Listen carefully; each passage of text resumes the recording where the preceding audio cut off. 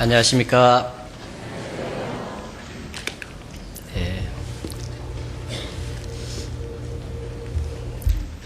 버린 차표는 서울 가는 거는 사용이 안 되나 모르겠습니다.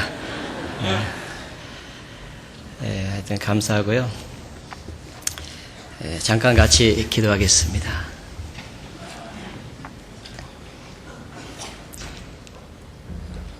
사랑과 은혜가 풍성하신 거룩하신 아버지 하나님 감사합니다. 아무 소망 없이 살던 비참한 죄인들을 불쌍히 여겨주시고 독생자 예수님을 십자가에 내어주시고 주님께서 우리 죄를 담당하시고 흘리신 보배로운 피로 우리 죄를 영원히 깨끗하게 씻어 아무 공로 없이 구원하여 주신 그 크고 놀라운 사랑 앞에 진심으로 감사를 드립니다. 우리가 무엇이길래 이토록 큰 사랑과 은혜를 베풀으셨습니까? 그 은혜를 생각할 때마다 하나님께 감사하고 그 은혜에 보답하고자 하는 간절한 소원이 있습니다. 주님 오시는 그날까지 이 크고 놀라운 사랑을 잊지 않고 마음에 새기고 감사하며 찬양하며 주님을 섬기다가 영광 가운데 다시 오시는 주님 앞에 부끄럽지 않은 모습으로 설 수 있도록 우리의 삶을 다스려 주시고 온전케 해주시기를 간절히 기도합니다. 교회를 통해서 날로 구원받는 역사가 일어날 수 있도록 늘 도와주시고 먼저 구원을 받은 저희들이 주님의 말씀을 따라 서로 사랑하며 주님의 복음을 위해서 합력하고 수고하는 가운데 더 많은 잃어진 영혼들이 주께 돌아올 수 있도록 역사하여 주시옵소서. 마지막 때를 사는 저희들 마땅히 어떻게 살아야 될 것을 더욱 일깨워 주시고 아직 구원받지 못한 불쌍한 영혼들에게 주님의 복음을 더욱 열심히 전할 수 있도록 하나님 도와주시옵소서. 특별히 오늘 주일을 맞아 주님 말씀 앞에 모였습니다. 이 시간 우리에게 필요한 말씀을 주시고 하나님의 뜻을 알게 해주시고 남은 생에 하나님의 뜻 가운데 순종하며 하나님을 기쁘시게 하는 삶을 살 수 있도록 하나님 도와주시옵소서. 우리 가운데 아직 구원받지 못한 사랑하는 가족들이 있습니다. 가까운 친척들, 주변에 불쌍한 영혼들이 있습니다. 아버지 하나님, 한 영혼도 이루어지지 않도록 자비를 베풀어 주시고 우리 가운데 또 어려움 가운데 고난 중에 병 중에 계신 분들 일일이 함께 해주시고 주님의 크신 사랑과 은혜로 붙잡아 주셔서 그 모든 어려움을 능히 이길 수 있도록 하나님 도와주시옵소서. 전 세계 전도의 문을 열어주신 주님 감사합니다. 추수할 것은 많되 추수할 일꾼이 부족하다고 말씀하신 주님, 더 많은 귀한 일꾼들을 세워주시고 우리 가운데 더욱 하나님 앞에 온전한 일꾼들이 세워질 수 있도록 하나님 도와주시옵소서. 이 시간도 온전히 주께 의지합니다. 아버지 하나님 함께 해주시고 도와주시옵소서. 저희를 사랑하시는 주 예수님 이름으로 감사하며 기도드렸습니다. 아멘. 성경 마태복음 신약성경 9장을 찾겠습니다.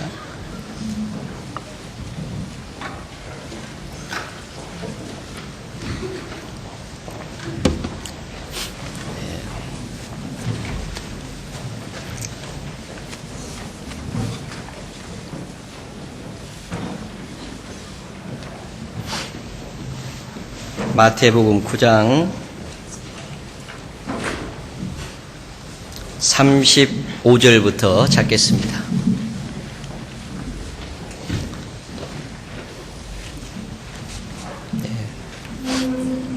35절부터 끝절까지 제가 읽어 올리겠습니다.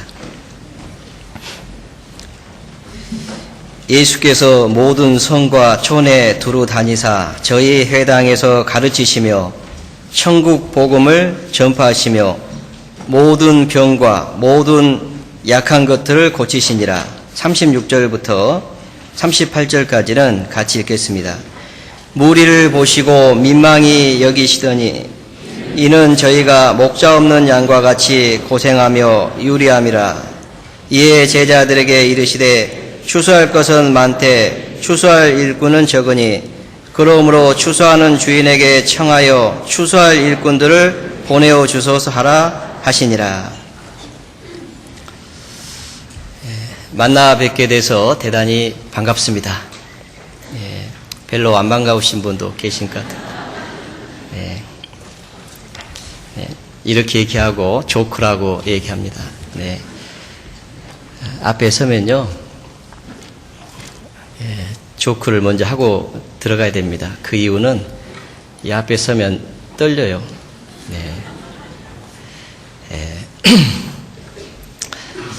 저는 서울 광진교회에서 왔습니다. 서울 광진교회는 어린이 대공원 있는 곳에 있습니다. 어린이 대공원 가보셨는지 모르겠습니다. 어린이 대공원 근처에 살면서도 어린이 대공원 잘 못 가봅니다. 오히려 멀리 계신 분들이 자주 오시고 가까이 살면 더 못 가보게 되는 것 같습니다. 전주교회는 오래전에 한번 온 기억이 있습니다. 제가 서울교회에서 전도인으로 있을 때 한번 온 기억이 있고요. 그리고는 처음이니까 한 10년 정도는 지난 것 같습니다. 오늘 같이 배워보고 싶은 말씀은 주님의 마음이라고 하는 그런 내용을 가지고 같이 배워보고 싶습니다. 예수님께서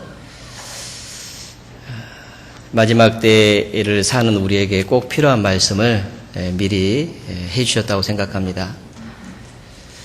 주님 오실 날은 점점 가까워져 가는데 아직도 구원받지 못한 많은 불쌍한 영혼들이 있습니다.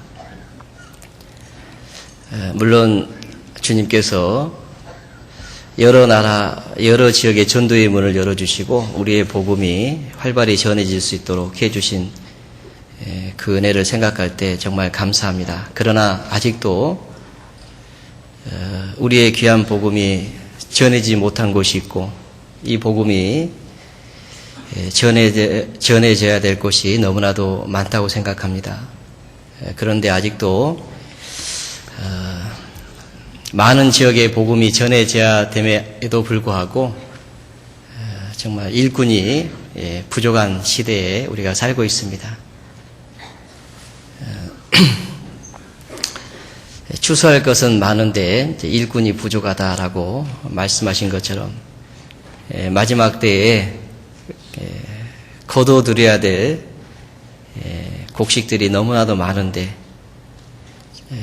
아직 그 곡식을 다 거둬들이지 못하고 안타까워하는 그 농부의 심정이 우리 주님의 마음이 아닌가 그렇게 생각합니다. 지금은 대부분 다 곡식을 거둬들였을 때라고 생각합니다. 그리고 이제 서리가 내리고 또 눈보라가 몰아치는 그런 겨울이 다가오고 있습니다. 그런데도 아직 거두어들이지 못한 곡식이 있다면 정말 농부는 안타까워 할 겁니다. 잠언 10장 5절에 보면 여름에 거두는 자는 지혜로운 아들이나 추수 때에 자는 자는 부끄러움을 끼치는 아들이니라 라고 그렇게 말씀을 했습니다.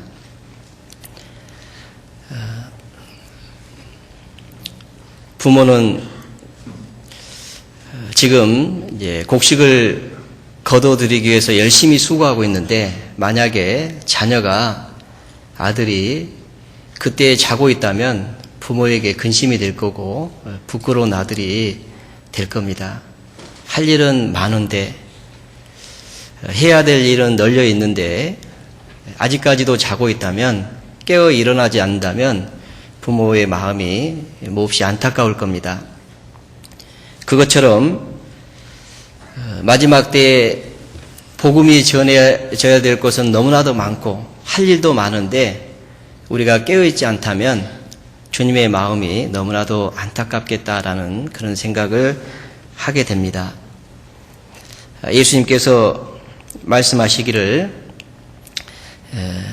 요한복음 4장에 너희가 넉 달이 지나야 추수할 때가 이르겠다 하느니라 라고 말씀하시면서 눈을 들어 밭을 보라 휘어져 추수하게 되었도다 라고 말씀하셨습니다.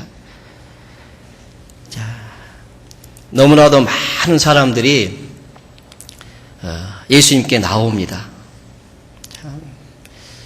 병이 든 사람들, 고침을 받기 위해서 수없이 많은 사람들이 예수님께 나오는데 할 일은 많죠. 그런데 이제 일꾼이 부족한 겁니다. 거두는 자가 이미 싹을 받고 영생에 이르는 열매를 거두나니 이는 뿌리는 자와 거두는 자가 함께 즐거워하려 함이니라. 자, 거두는 자가 이미 싹을 다 받았다고 되어 있습니다. 미리 싹을 준 거죠. 싹을 주고 와서 함께 일하자고 그렇게 부탁을 한 거죠. 그러면 이제 열심히 거두는 일을 해야 될 겁니다. 그런데 열심히 하지 않고 시간을 낭비한다면, 허비한다면 주인의 입장에서는 마음이 너무나도 안타까울 겁니다. 그러나 열심히 추수한다면 함께 기뻐하겠죠. 함께 즐거워하는 그런 일이 있을 겁니다. 마태복음 25장에 예수님께서 말씀하시기를 우편에 있는 자들에게 말씀하시고 또 10달란트를 남긴 그들에게 말씀하시기를 착하고 충성된 종아 지극히 작은 일에 충성하였으니 10골 권세를 차지하라 그렇게도 말씀하시고 내 주인의 즐거움에 참여할지어다 라고 말씀했습니다. 주인이 정말 기뻐하는 거죠. 봄에 씨를 뿌리고 그리고 여름 동안에 수고하고 가을에 곡식을 거둬들일 때 얼마나 기뻐하겠습니까? 그 기쁨에 같이 참여할 수 있도록 우리에게 기회를 주셨다라고 하는 것을 우리는 알 수 있습니다. 그 일을 열심히 잘 감당했을 때 정말 주님은 기뻐하실 거고, 그리고 우리도 그 주님이 기뻐하시는 그 가운데 함께 참여하고 기뻐하게 되는 그런 일이 있을 것을 미리 말씀해 주셨다고 생각합니다. 자, 그러므로 우리는 그 주님의 마음을 우리도 알고 주님의 마음을 가지고 열심히 마지막 때를 살았으면 너무나도 좋겠다라고 하는 그런 생각이 듭니다. 자, 추수할 것은 많되 추수할 일꾼이 부족하다. 그러므로 추수하는 주일에게 청하여 추수할 일꾼을 보내어 주소서라고 기도하라고 말씀하셨습니다. 자, 이 얘기는 정말 우리가 모두 다 추수할 일꾼이 되기를 원하시는 그런 주님의 마음이다라고 생각합니다. 할 일이 많기 때문에 밭은 너무나도 크고 거두어들여야 될 곡식은 너무나도 많습니다. 작은 밭이면 몇 명의 일꾼이면 충분할 겁니다. 그러나 밭이 너무 넓습니다. 이 세상은 주님이 보시는 밭입니다. 하나님의 형상대로 지음을 받은 영혼들이, 그 불쌍한 영혼들이 있는 밭, 아무것도 알지 못하고 영원한 지옥으로 끌려가고 있는 그 불쌍한 영혼들이 있는 밭, 그 밭을 보시고 그 무리를 보시고 주님은 민망히 여기셨습니다. 너무 불쌍히 여기신 거죠. 목자 없는 양같이 고생하며 유리함이더라. 이 땅에서 많은 수고를 하고 있지만은, 그러나 무엇 때문에 하고 있는지 알지도 못하고, 방황하고 있지만은 어디로 가야 될지도 알지 못하고, 이뤄져 가고 있는데도 불구하고 알지 못하고 있는 그 많은 불쌍한 영혼들을 보시고 주님께서 말씀하신 겁니다. 추수할 일꾼이 부족하다.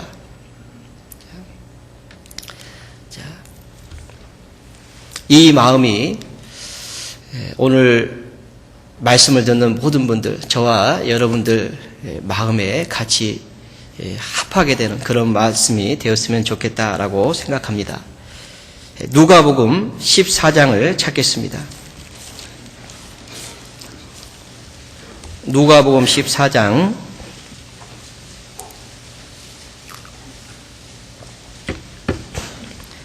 16절입니다.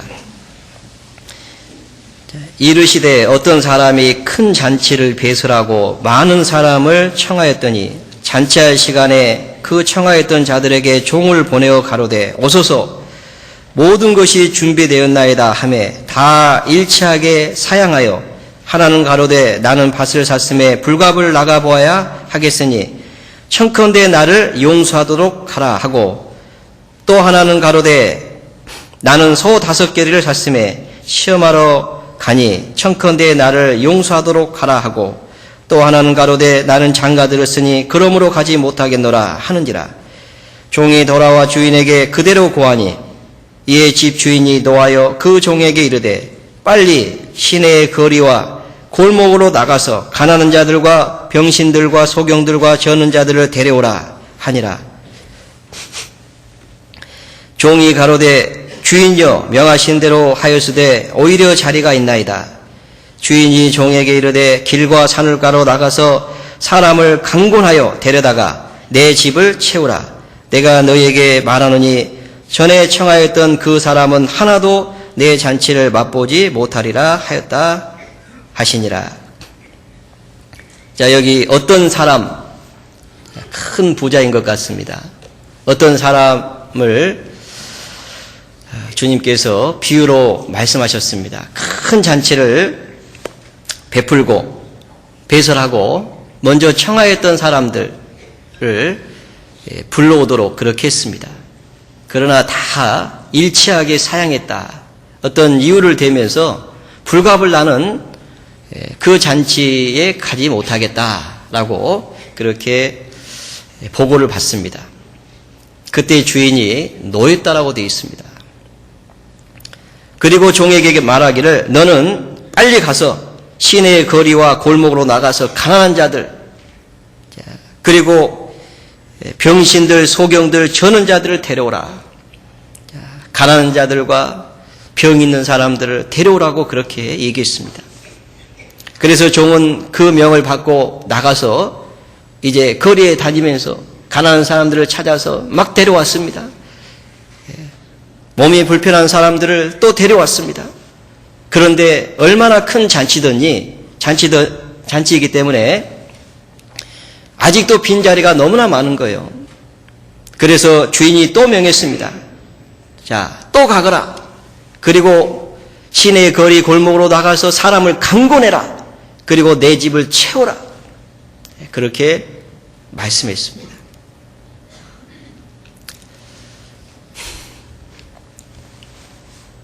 물론 이 어떤 사람은 우리 주님이라고 우리는 알고 있습니다.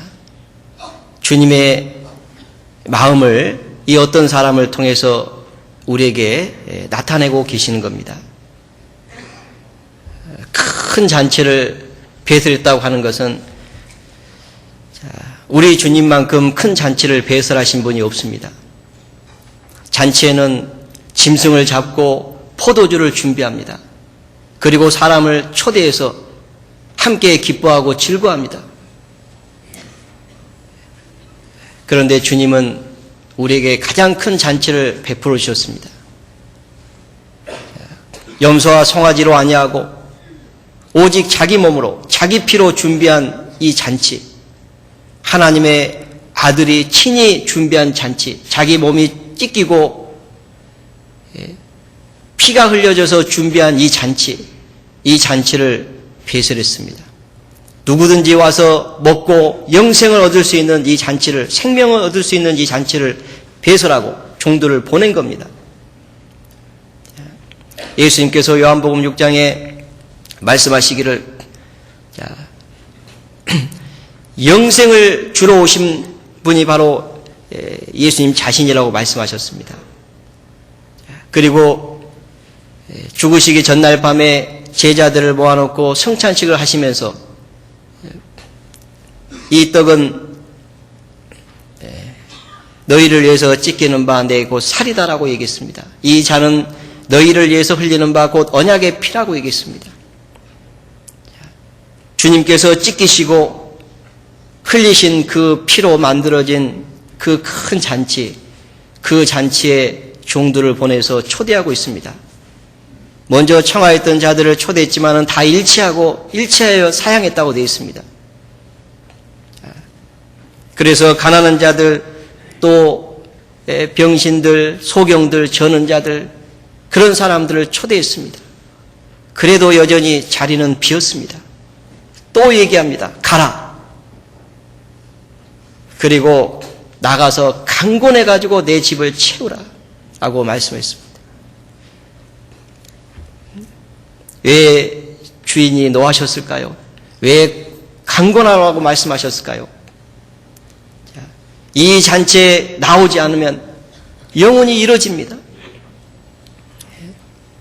너무나도 안타까우신 거예요. 그래서 노하신 겁니다. 그리고 강권하라고 말씀하신 겁니다. 한 영혼도 이뤄지는 것을 원치 아니하신 주님은 강권해서라도 데려오라고 말씀하시는 겁니다. 이 말씀은 포기하지 말라는 말씀입니다. 어떻게 해서든지 이 잔치에 데려와서 그들이 생명을 얻도록 하라고 말씀하시는 겁니다. 그것이 바로 주님의 마음입니다. 하나님은 아무도 이루어지는 것을 원치 아니하시고 하루가 천년같이 천년이 하루같이 기다리신다고 말씀하셨습니다. 아무도 멸망치 않고 다 회개하기를 원하십니다. 하루가 천년 같다고 하는 말씀은 얼마나 간절히 기다리시면 하루가 천년 같다고 말씀하시겠어요? 그분은 천년을 하루처럼 보시는 분인데 천년도 하루 같으신 그분이 하루를 천년같이 간절하게 기다리고 계신 겁니다. 한 영혼도 이루어지는 것을 원치 아니하시기 때문에 그리고 종들을 보내는 겁니다. 데려오라고 말씀하시는 거예요. 그 일꾼들을 주님이 찾고 계십니다. 지금도 주님의 마음을 가지고 한 영혼도 이뤄지는 것을 원치 않고 강권해서라도 주님이 만들어놓은 이 잔치에 초대하고자 하는 그런 마음을 우리도 갖기를 간절히 원하셨습니다. 그리고 말씀하시기를 25절에 보시겠습니다. 허다한 무리가 함께 갈새 예수께서 돌이키사 이르시되 무릇 내게 오는 자가 자기 부모와 처자와 형제와 자매와 및 자기 목숨까지 미워하지 아니하면 능히 나의 제자가 되지 못하고 누구든지 자기 십자가를 지고 나를 좇지 않은 자도 능히 나의 제자가 되지 못하리라. 자, 이 말씀을 하시고 허다한 무리가 이제 예수님과 함께 가고 있습니다. 그때 예수님께서 그들을 보시면서 하신 말씀이에요. 뭐라고 말씀하셨습니까? 무릇 내게 오는 자가 자기 부모와 처자와 형제와 자매와 및 자기 목숨까지 미워하지 아니하면 능히 나의 제자가 되지 못하고. 자, 여기 주인이 종을 보냈습니다. 종은 주인의 명을 받은 후에 그대로 했습니다. 먼저 청하였던 자들에게 가서 오라고 얘기했고, 다시 거리에 나가서 시내에 가서 가난한 자들을 데려오라고 하니까 또 그렇게 했습니다. 그리고 아직도 자리가 남아서 또 명함을 받았습니다. 명을 받고 나가서 강권해서라도 내 집을 채우라고 했습니다. 그때 종은 또 나갔습니다. 그리고 강권해서 집을 채웠을 겁니다. 그 종은 어때야 될 것을 지금 말씀하고 있는 겁니다. 제자가 아니면 이 일은 할 수 없습니다. 그런 제자는 자기 목숨까지 미워하지 아니하면 능히 나의 제자가 되지 못할 것이다. 주님의 마음을 가지고 강권해서라도 그 집을 채울 수 있는 제자들은 주님의 마음을 가져야 됩니다. 그런 마음이 없다면 결코 그 일을 할 수 없을 것을 말씀하시는 겁니다. 허다한 무리가 따라가지만은 정말 추수할 일꾼, 주님의 마음을 가지고 강권해서라도 내 집을 채우려고 하는 그런 일꾼들은 자기 목숨을 미워하는 그런 일꾼이 되어야 될 것을 말씀하고 있는 겁니다. 그 무엇보다도 주님을 더 사랑하지 않으면 그 일을 할 수 없습니다. 자기 목숨까지도 미워하지 않으면 그 일을 감당할 수가 없습니다. 그것을 지금 말씀하고 싶으신 겁니다. 28절 보시겠습니다. 너희 중에 누가 망대를 세우고자 할진대 자기의 가진 것이 준공하기까지에 족할는지 먼저 앉아 그 비용을 예산하지 아니하겠느냐. 그렇게 아니하여 그 기초만 쌓고 능히 이루지 못하면 보는 자가 다 비웃어 가로되 이 사람이 역사를 시작하고 능히 이루지 못하였다리라. 또 어느 임금이 다른 임금과 싸우러 갈 때 먼저 앉아 1만으로서 저 2만을 가지고 오는 자들을 대적할 수 있을까 헤아리지 아니하겠느냐. 만일 못할 때이면 저가 아직 멀리 있을 동안에 사신을 보내어 화친을 청할지니라. 33절은 같이 읽겠습니다. 이와 같이 너희 중에 누구든지 자기의 모든 소유를 버리지 아니하면 능히 내 제자가 되지 못하리라. 자, 어떤 사람이 망대를 세우기 위해서 예산을 미리 계획할 겁니다. 충분한 예산을 세우지 않으면 망대를 세우다가 중도에 포기할 수 있다는 것을 말씀하고 있습니다. 자, 충분한 예산을 세워야 된다는 거죠. 적하고 대적해서 싸우기 위해서 숫자가 부족하다면 많은 적하고 싸우기 위해서 우리의 숫자가 부족하다면 어떤 각오를 해야 될 것인지를 말씀하고 있는 겁니다. 생명을 걸고 목숨을 걸고 죽기까지 싸울 자신이 없으면 그 싸움은 승리할 수 없다는 것을 말씀하고 있는 겁니다. 누구든지 자기의 모든 소유를 버리지 아니하면 능히 내 제자가 되지 못하리라. 자, 모든 것을 다 하지 않으면 결코 주님께서 우리에게 맡기신 일을 다 감당할 수 없다고 하는 것을 말씀하는 겁니다. 자기 생명까지도 내어놓아야 됩니다. 생명을 내놓는데 그 무엇을 내놓을 수 없겠습니까? 모든 것을 다 내놓고 이 일을 하지 않으면 감당할 수 없다고 하는 것을 주님께서는 말씀하고 있습니다. 주님은 우리에게 마음을 다해서 섬기라고 말씀하십니다. 마음을 다하고 뜻을 다하고 성품을 다하고 목숨을 다해서 주 너의 하나님을 사랑하라, 그렇게 말씀하셨습니다. 자기 목숨보다도 주님을 사랑하지 않으면, 마음을 다하지 않으면 결코 주님이 우리에게 맡기신 일을 감당할 수 없다라고 하는 것을 주님께서 말씀하고 싶으셨을 겁니다.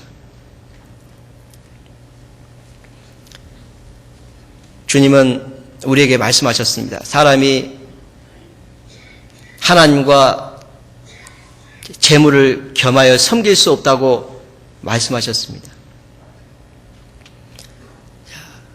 지극히 작은 것에 충성되지 않는 자가 큰 것에 충성될 수 없다고 말씀했습니다. 자기 예산을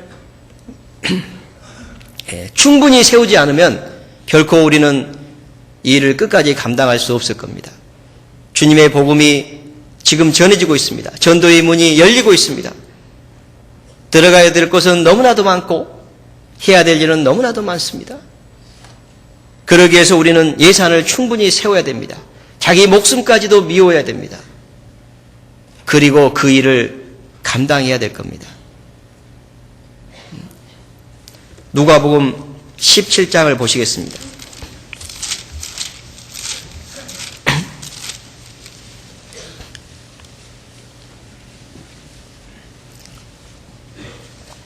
(7절입니다) 너희 중에 네게 밭을 갈거나 양을 칠거나 하는 종이 있어 밭에서 돌아오면 저더러 곧 와 앉아서 먹으라 할 자가 있느냐? 도리어 저더러 내 먹을 것을 예비하고 띠를 띠고 나의 먹고 마시는 동안에 수종 들고 너는 그 후에 먹고 마시라 하지 않겠느냐? 명한 대로 하였다고 종에게 살해하겠느냐? 이와 같이 너희도 명령받은 것을 다 행한 후에 이르기를 우리는 무익한 종이라 우리의 하여야 할 일을 한 것뿐이라 할지니라. 여기 종은 어때야 될 것을 비유로 말씀해 주셨습니다. 너희 중에 밭을 갈거나 양을 칠거나 하는 종이 있는데 그 종이 밭에서 일을 하고 지금 돌아왔습니다. 들판에서 양을 치고 돌아왔습니다. 그러면 앉아서 먹으라 할 자가 있느냐? 도리어 말하기를 내 먹을 것을 예비하고 띠를 띠고 나의 먹고 마시는 동안에 수종 들고 너는 그 후에 먹고 마시라 하지 않겠느냐? 밭에서 일을 했습니다. 그리고 양을 쳤습니다. 그 일을 하고 지금 해가 지니까 돌아왔죠. 얼마나 피곤하겠습니까? 그런데도 앉아서 먹고 마시라고 할 자가 있겠느냐? 오히려 내 먹을 것을 준비하고 내 먹는 동안에 띠를 띠고 수종 들으라고 하지 않겠느냐? 그랬다고 살해하겠느냐? 그렇게 얘기했습니다. 그 종은 그 일을 다 한 후에 우리는 무익한 종이라 마땅히 하여야 할 일을 한 것뿐입니다 라고 해야 된다라고 그렇게 얘기했습니다. 종은 밭에서 일도 해야 되고 집에 돌아오면 주인도 섬겨야 됩니다. 그렇게 했다고 할지라도 우리는 무익한 종입니다. 마땅히 하여야 할 일을 한 것뿐입니다. 그렇게 하라고 하셨습니다. 어떻게 생각하십니까? 너무하다고 생각하십니까? 주님은 그렇게 말씀하지 않았습니다. 그것이 당연하다고 말씀하신 거예요.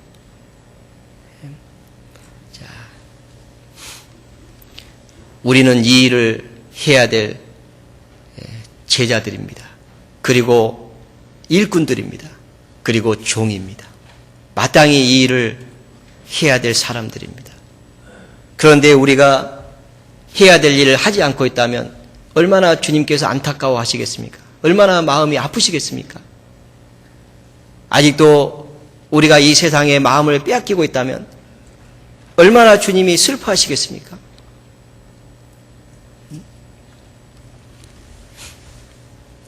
두 마음을 품은 자들아, 마음을 성결케 하라. 죄인들아, 손을 깨끗이 하라. 두 마음을 품은 자들아, 마음을 성결케 하라. 하나님을 가까이 하라. 그리하면 너희를 가까이 하시리라. 우리가 손은 씻습니다. 그것처럼 마음을 성결케 하라고 말씀하십니다. 왜 마음을 성결케 하라고 말씀하셨습니까? 두 마음을 품은 자들아, 마음을 성결케 하라. 그렇게 말씀하셨어요. 우리가 아직도 주님을 섬기면서 주님의 일을 한다고 하면서 아직도 세상을 향해서 마음이 있다면 그 마음을 성결케 하라고 말씀하십니다.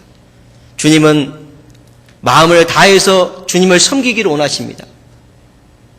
마음이 나뉘어져 있다면 주님은 그걸 받으실 수 없다는 것을 우리에게 말씀하고 있는 겁니다.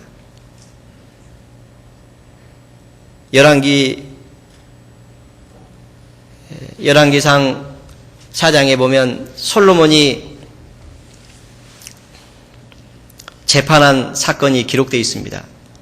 창기 두 여인이 3일 간격으로 아이를 낳았는데 어떤 어미가 저녁에 잠을 자다가 그 아이 위에 누워가지고 그 아이가 죽었습니다.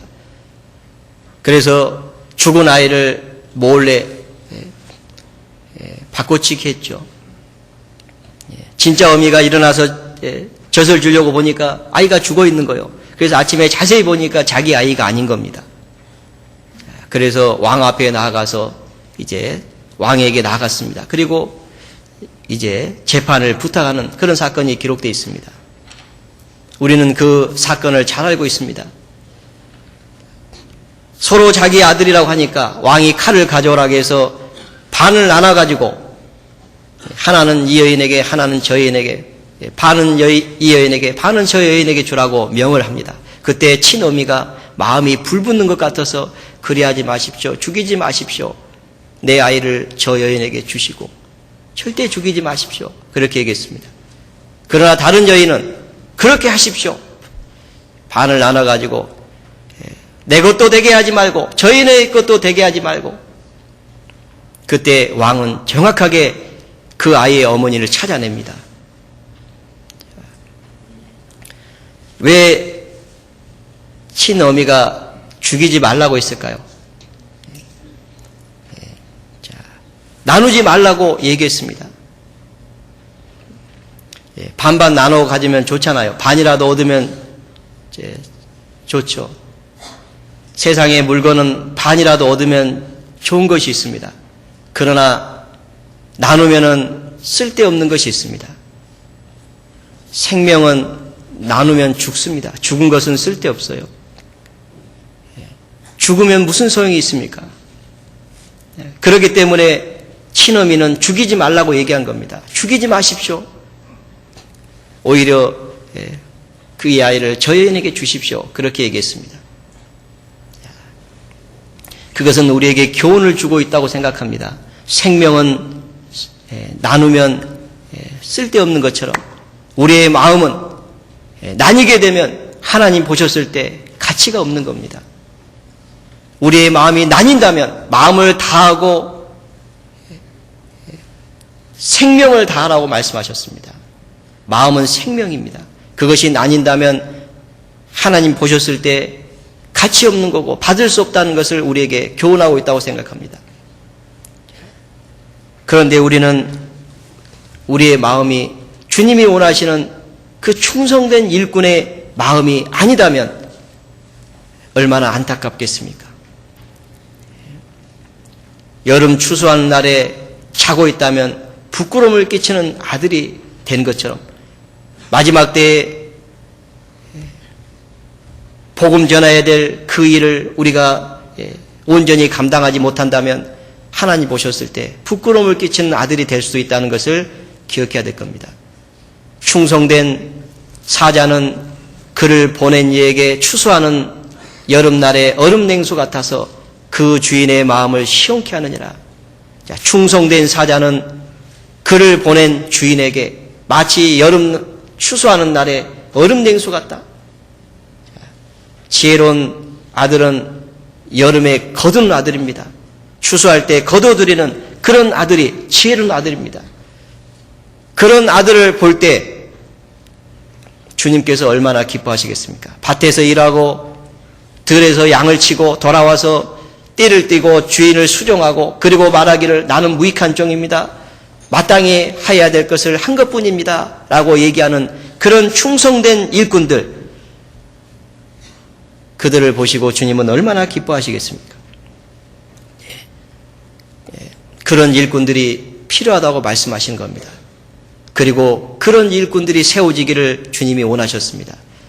추수할 것은 많되 추수할 일꾼이 부족하니 추수할 주인에게 청하여 추수할 일꾼들을 보내어 주소서 하라.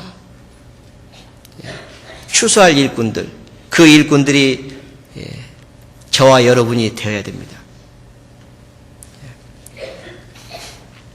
그래야만이 주님이 원하신 대로 강권해서라도 내 집을 채울 수 있는 거예요.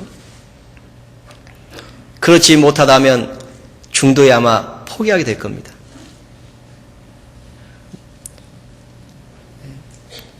예산을 충분히 세우지 못하면 중도에 포기하게 될 겁니다. 어려움이 있으면 중도에 포기하게 될 겁니다. 더 많은 희생과 수고를 요구하면 중도에 포기하게 될 겁니다.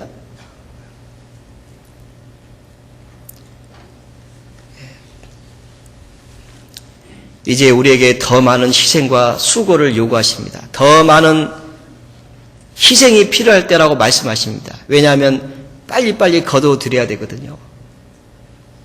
서리가 내리고 눈보라가 내리면 곡식이 이제 버리게 됩니다. 시간이 많지 않습니다.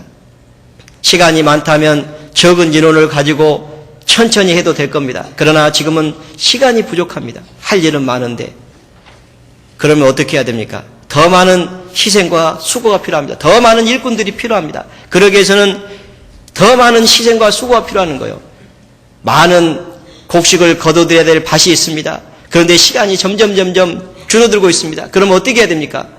그래도 그 일꾼만 가지고 하겠습니까? 아닙니다. 돈을 더 투자하고 더 많은 것을 희생해서 더 많은 사람을 살려고 할 겁니다. 빨리빨리 거둬들여야 되니까요. 그런 시기가 바로 지금 저희가 살고 있는 시기입니다. 주님 오실 날이 점점 가까워져 가고 있다는 것을 우리는 너무나도 잘 알고 있습니다.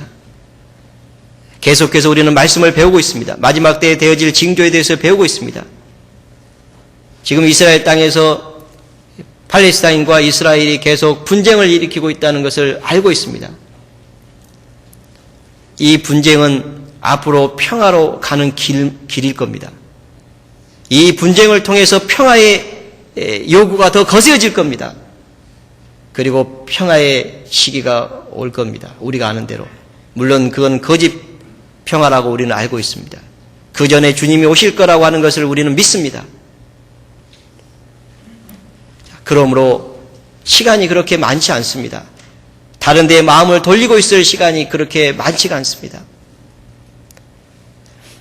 왜 주님께서는 강권해서라도 내 집을 채우라고 말씀하셨을까요? 이제 얼마 후면 더 이상 일하고 싶어도 하지 못하고 이제 그들이 지옥으로 가야 되기 때문에 그렇습니다. 지옥이 없다면 주님께서 그렇게 말씀하지 않았을 겁니다. 지옥이 없다면 노하지 않았을 겁니다. 지옥이 있기 때문에 주님이 노하신 겁니다. 지옥이 있기 때문에 강권해서라도 집을 채우라고 말씀하시는 겁니다. 지옥이 있기 때문에 가난한 사람도 좋다고 말씀하시는 겁니다. 지옥이 있기 때문에 병신들, 소경들, 저는 자들 누구든지 좋다고 말씀하시는 겁니다.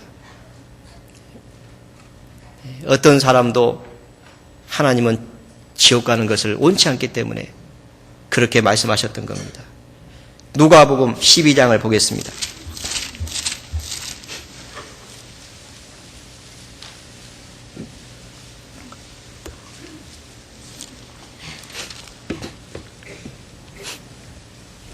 4절 5절입니다. 같이 읽겠습니다. 내가 내 친구 너희에게 말하노니 몸을 죽이고 그 후에는 능히 더 못하는 자들을 두려워하지 말라.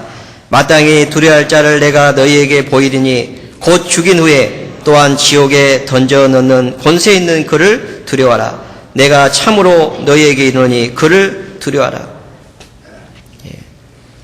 예수님께서는 말씀하셨습니다.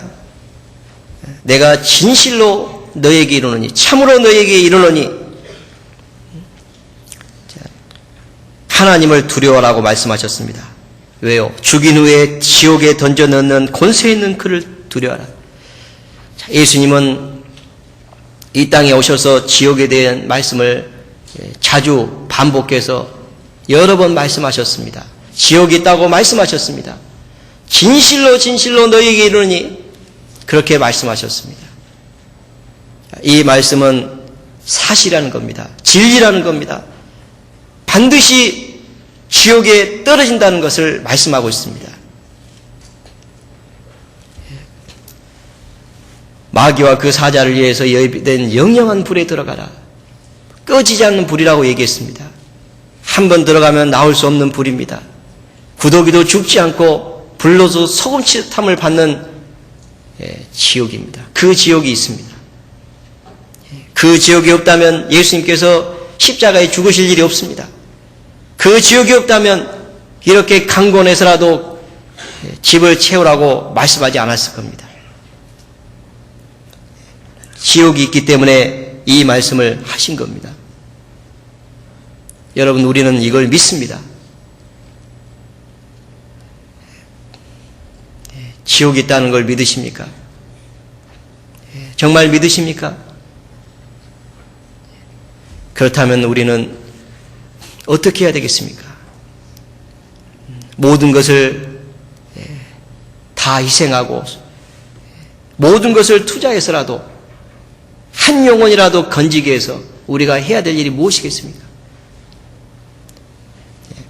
반드시 지옥이 있습니다. 헬렌 켈러 3중 장애를 가지고 있었던 그 여인이 이렇게 얘기했습니다. 한 주 동안 천국에 갈 수만 있다면, 그리고 한 주 동안 지옥에 가서 경험하게 된다면 모든 사람이 다 전도자가 될 것이다. 그렇게 얘기했습니다. 만약 한 주 동안 천국에 가볼 수 있다면, 그리고 한 주만 지옥에 가서 경험을 하게 된다면 전도자가 되지 않은 사람은 한 사람도 없을 것이다. 그렇게 얘기했습니다. 그렇습니다. 지옥이 있기 때문에 누가 지옥 가는 것을 원하겠습니까? 누가 가족들이 지옥에 떨어진 거 원하겠습니까? 어떤 사람이 지옥 가는 것을 원하겠습니까? 한 사람도 원치 않을 겁니다. 그런데 아직도 우리 가족은 구원받지 못했습니다. 우리도 할 얘기가 있습니다. 그들이 거절합니다. 몇 번 여러 번 반복해서 얘기했습니다. 그런데도 그들은 여전히 거절합니다. 그렇게 우리도 할 얘기는 있을 겁니다. 그러나 주님은 다시 말씀하십니다. 강권해라. 강권해라. 그러면서 누가복음 18장에 어떤 과부의 이야기를 하셨습니다. 어떤 과부에게 원한이 있었는데 그 도시에 하나님을 두려워하지 않고 사람을 멸시하는 불의한 재판관이 있었다. 그에게 가서 말하기를 내 원한을 풀어주십시오라고 얘기했다고 말씀하셨습니다. 그런데 그 재판장이 얼마 동안 듣지 않았습니다. 왜요? 하나님도 두려워하지 않고 사람을 멸시하는 재판장이었습니다. 불의한 재판장이었어요. 그런데 여인은 포기하지 않았습니다. 계속 갔습니다. 간청했습니다. 강권했습니다. 그때 불의한 재판장이 너무나도 힘들었습니다. 하나님을 두려워해서 들어준 것이 아니라고 얘기했습니다. 이 여인이 나를 번거롭게 하니, 나를 괴롭게 하니 이 여인의 청을 내가 들어줘야 되겠다 라고 그 불의한 재판장이 말했다고 예수님께서 말씀하셨습니다. 그러면서 하신 말씀이 있잖아요. 하물며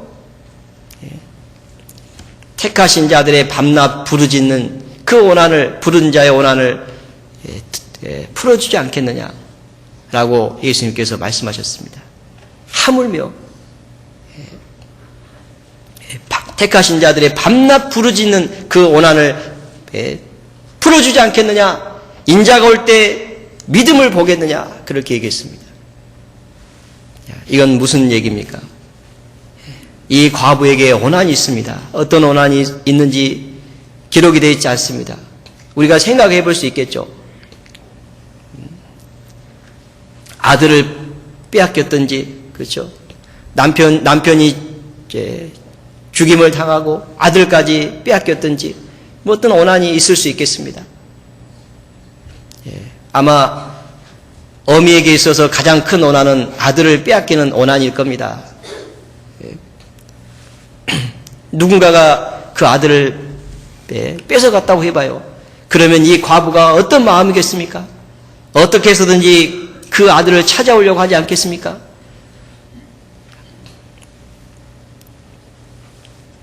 우리는 어떤 오난이 있습니까? 우리 부모를 지옥으로 끌고 간 마귀가 있습니다. 우리 형제들도 지금 지옥으로 끌고 가려고 합니다. 우리의 자녀들도 지옥으로 끌고 가려고 합니다. 우리의 원수가 있습니다. 예수님께서는 말씀하셨습니다.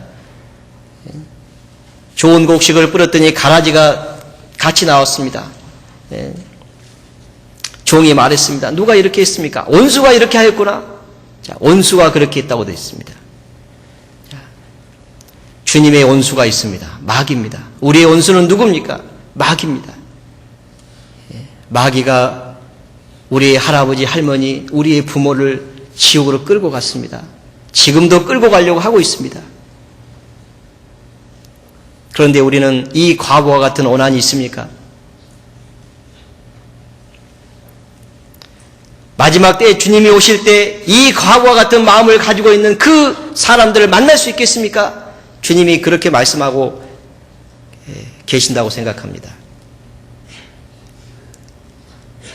아니면 이 세상이 좋습니까? 주님은 말씀하셨습니다. 이 세상이나 세상에 있는 것들 사랑치 말라. 가늠하는 여자들이여, 세상과 보탠 것이 하나님과 원수됨을 너희가 알지 못하느냐, 그렇게 말씀하셨습니다. 우리 성경에는 가늠한 여자들이라고 번역되어 있습니다만은 가늠하는 사람들이요, 그렇게 번역되어 있어요. 영어 성경에 보면 가늠하는 사람들아, 세상과 보탠 것이 하나님과 원수됨을 알지 못하느냐. 가늠한다는 것이 뭡니까? 세상을 사랑한다, 그 말이죠. 자, 그러면 누가 주님이 원하시는 그 일꾼이 될 수 있겠습니까? 하나님의 능력은 떠날 겁니다. 우리는 삼손에 대해서 잘 알고 있습니다. 삼손은 태어날 때부터 나시르로 구별됐습니다. 그런데 그가 드릴라를 사랑했습니다. 드릴라의 품에 있다가 그가 하나님의 능력을 상실해 버렸습니다.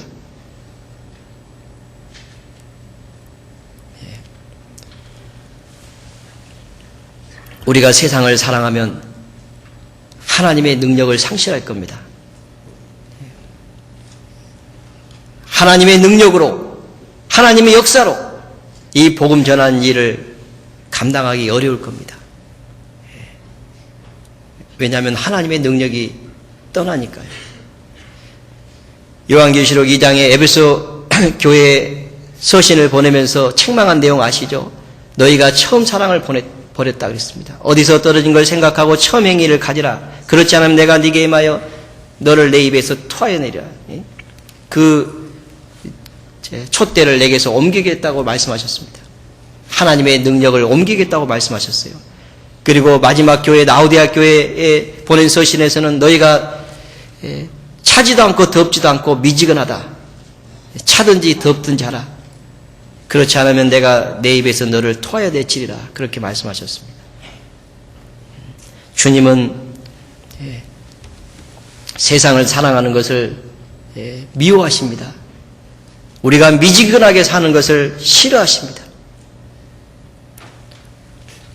왜 그렇습니까? 지옥이 있습니다. 너무나도 많은 사람들이 지금 지옥으로 끌려가고 있습니다. 그렇기 때문에 주님은 우리에게 열심을 내라고 말씀하십니다. 돌이키라고 말씀하십니다. 그리고 책망하시고 교훈하십니다. 그리고 바르게 되기를 원하십니다. 지옥이 있기 때문에 주님은 말씀하신 겁니다. 잠언 16장 30절에 보면 눈을 감는 자는 패역한 일을 도모하고 입술을 닫는 자는 악한 일을 이루느니라. 그런 말씀하셨습니다.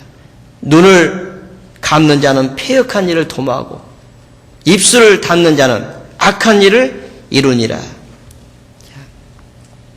눈을 감아버리면 안 되죠. 지옥으로 끌려가고 있는 사람들이 있는데 앞을 보지 못하는 사람이 길을 가고 있습니다. 깊은 웅덩이가 있습니다. 거기에 빠지면 죽을 수 있습니다. 그걸 알고 있다면 그걸 보고 못 본 척 할 수 있겠습니까? 눈을 감아버릴 수 있겠습니까? 내가 안 본 것처럼 그렇게 할 수 있겠습니까?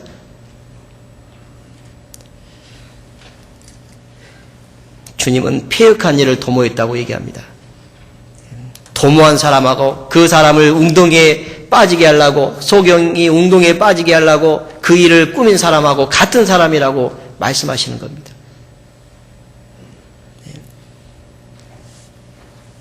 파수꾼으로서 파수꾼의 일을 해야 되는데 그 일을 하지 못하면 그 핏값을 파수꾼에게서 받겠다고 말씀하신 것과 동일한 말씀이라고 생각합니다. 그리고 입술을 닫는 자는 악한 일을 이루느니라. 입을 열어서 얘기해 줘야 됩니다. 그쪽으로 가면 안 됩니다. 거기에 웅덩이가 있습니다. 거기에 빠지면 죽습니다. 그렇게 얘기해 준다는 거죠. 어떻게 해서든지 그 길로 가지 못하도록 막아야 된다고 하는 것을 주님께서는 말씀하고 있습니다. 그 일을 우리에게 맡기신 겁니다. 거두는 자가 이미 싹을 받았다고 말씀하셨습니다. 그리고 이제 우리는 영생에 이르는 열매를 거두어야 될 그 일꾼의 역할을 우리에게 하라고 말씀하십니다. 그래서 예수님은 죽으시고 부활하시고 승천하시기 전에 제자들에게 계속해서 말씀하시기를 너희는 가서 모든 족속으로 제자를 삼고 아버지와 아들과 성령의 이름으로 침례를 주고 내가 너희에게 가르쳐 분부한 모든 것을 지키게 하라. 그렇게 말씀하셨습니다. 볼지어다 세상 끝날까지 너희와 항상 함께 있으리라. 주님의 명을 받고 그 복음 전하는 일을 하는 사람들과 주님이 함께 하시겠다고 하는 약속을 해 주셨습니다. 그리고 말씀하십니다. 내가 네게 명한 것이 아니냐. 두려워하지 말라. 담대하라. 주님이 명하신 일이었습니다. 내가 네게 명한 것이 아니냐. 너희는 두려워하지 말라. 놀라지 말라. 담대하라. 그렇게 말씀하셨습니다. 선을 행하되 낙심하지 말지니 피곤치 아니하면 때가 이름에 거두리라고 말씀하셨습니다. 우리가 포기하지 않는다면 끝까지 주님의 마음을 가지고 종의 역할을 한다면 그 종은 어떤 종이었습니까? 나는 무익한 종입니다. 마땅히 하여야 할 일을 한 것뿐입니다. 라고 말할 수 있는 그 종으로서의 삶을 산다면 반드시 열매를 거두어 드릴 것을 주님이 약속해 주셨습니다. 볼지어다 세상 끝날까지 너희와 항상 함께 있으리라. 그들에게 하나님이 함께 하시면서 그들에게 능력을 힘입혀 주실 것을 말씀하셨습니다. 오직 성령이 너희에게 임하면 너희가 권능을 받고 힘을 받습니다. 예루살렘과 유대와 사마리아와 땅끝까지 내 증인이 되리라 라고 말씀해 주셨습니다. 디모데 후서 1장을 보겠습니다.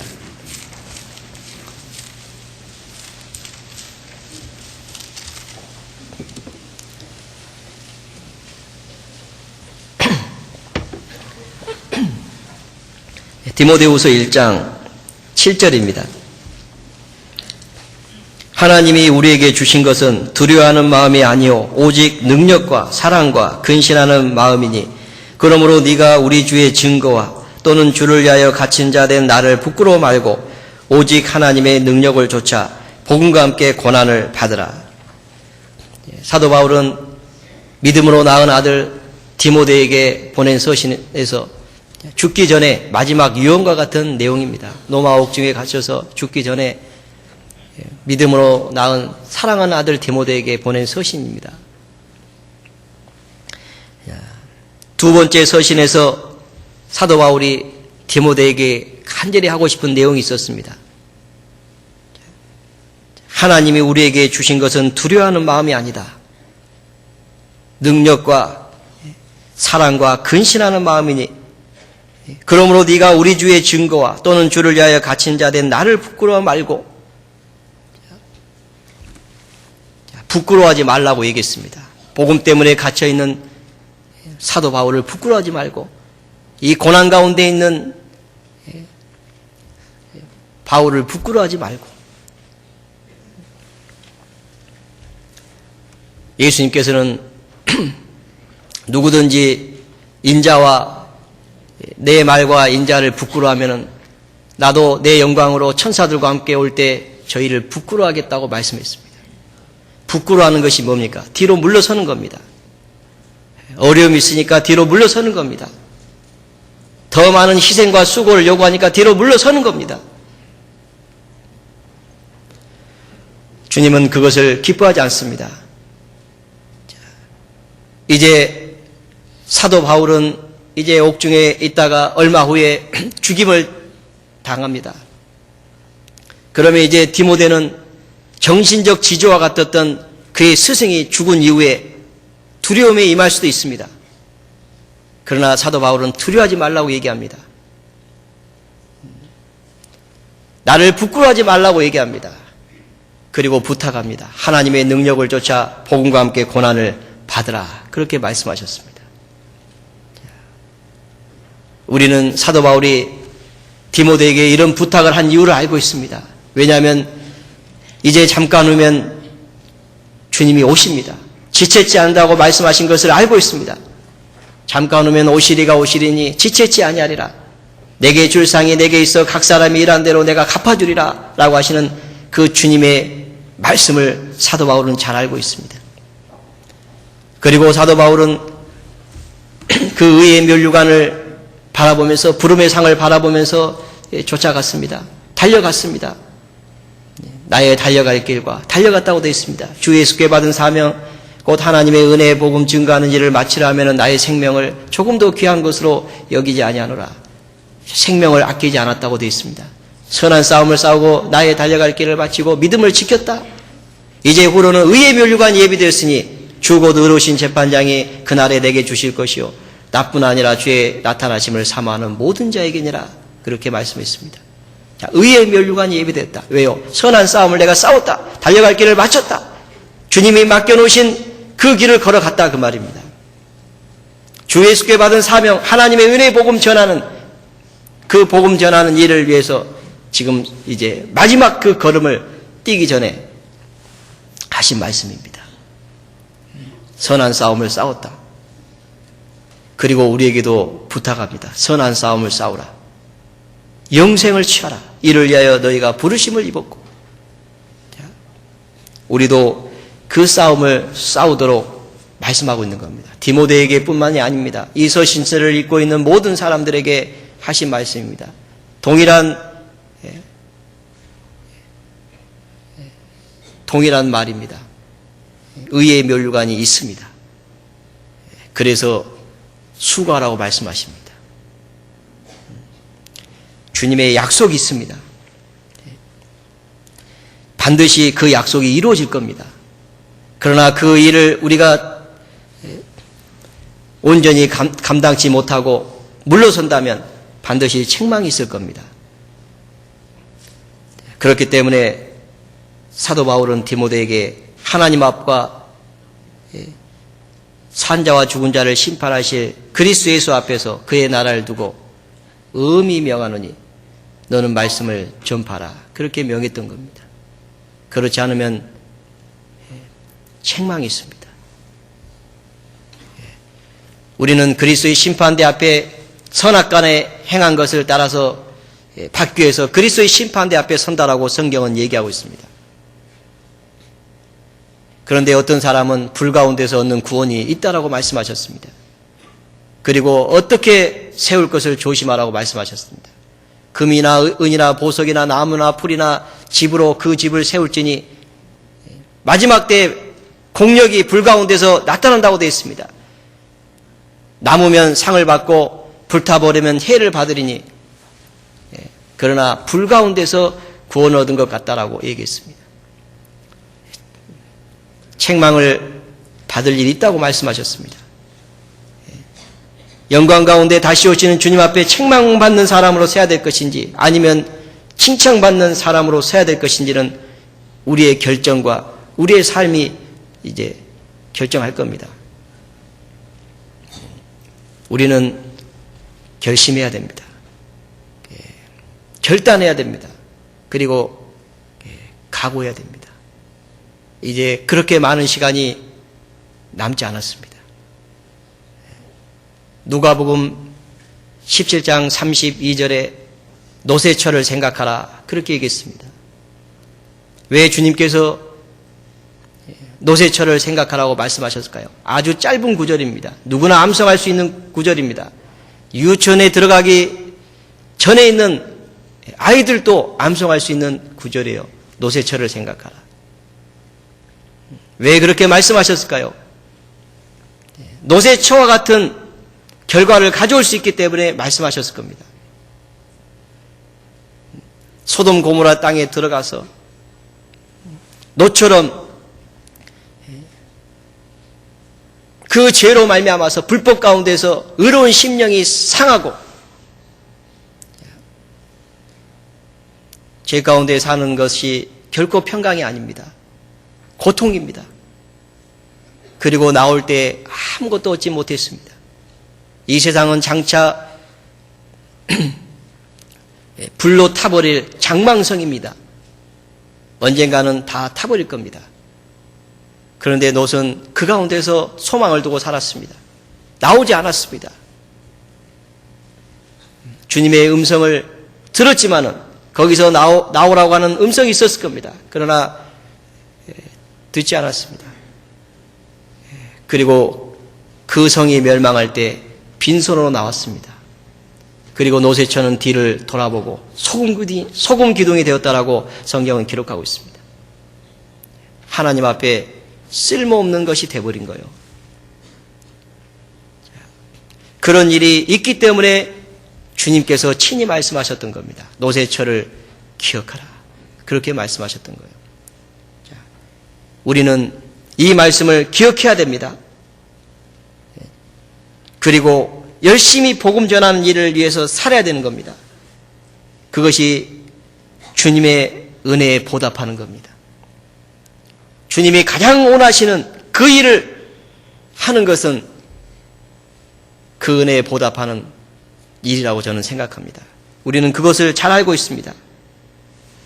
시편 기자가 하나님을 두려워하는 너희들아 다 와서 들으라. 하나님이 내 영혼을 위하여 행하신 일을 내가 선포하리로다.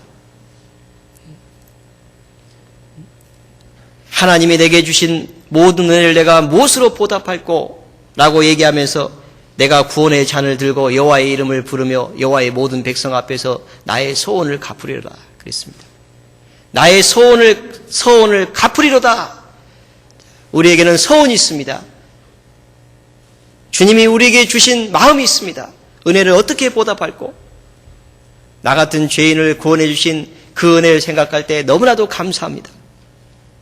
도대체 내가 무엇이길래 이토록 큰 은혜를 베풀어 주셨습니까? 그런 마음이 가득해 있습니다.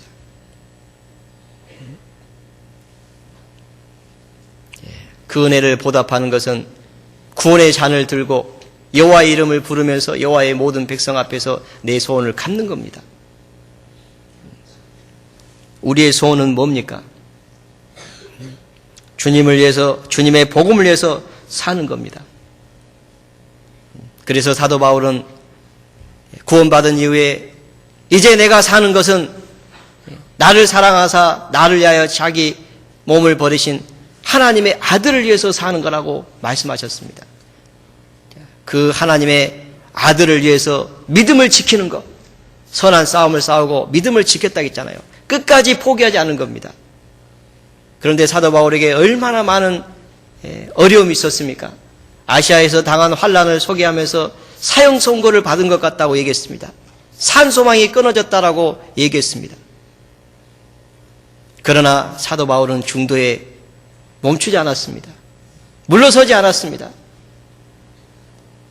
그리고 계속 나아갔습니다. 끝까지 간 겁니다.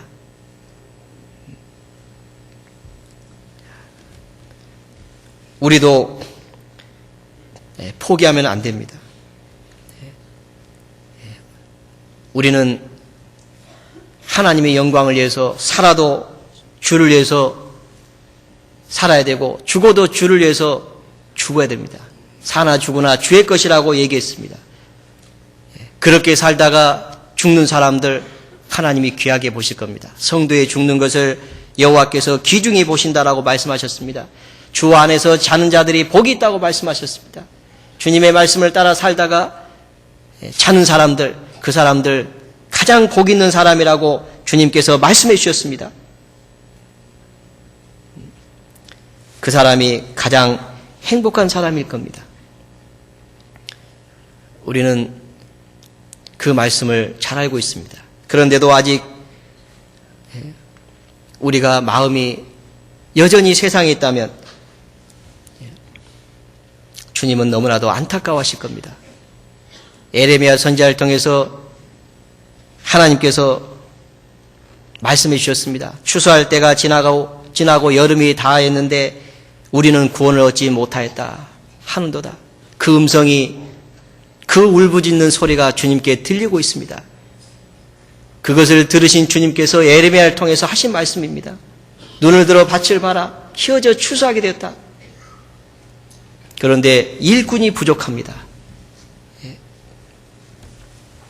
그 말씀을 하고 계십니다. 주님도 우리를 구원하시기 위해서 자기 자신을 십자가에 내어주셨지만은 부끄러워하지 않았습니다. 벌거벗겨졌지만은 부끄러워하지 않았습니다. 부끄러움을 개의치 않았습니다. 여러분, 십자가에서 벌거벗겨졌습니다. 조롱을 당하셨습니다. 멸시를 당하셨습니다. 그런데 우리 주님은 부끄러워하지 않았습니다. 왜요? 왜 부끄러워하지 않았을까요?